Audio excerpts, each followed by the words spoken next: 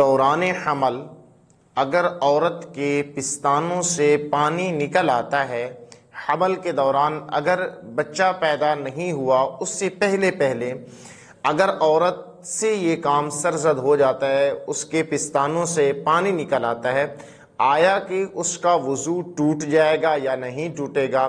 اگر وہ پانی کپڑوں پر لگ گیا تو کپڑے ناپاک ہوں گے یا نہیں ہوں گے؟ تو آپ کو معلوم ہونا چاہیے کہ اگر عورت حالت حمل میں ہے اور اس کے پستانوں سے کچھ نہ کچھ پانی نکل آیا تو اس کا وضو باقی ہے، وضو نہیں ٹوٹے گا۔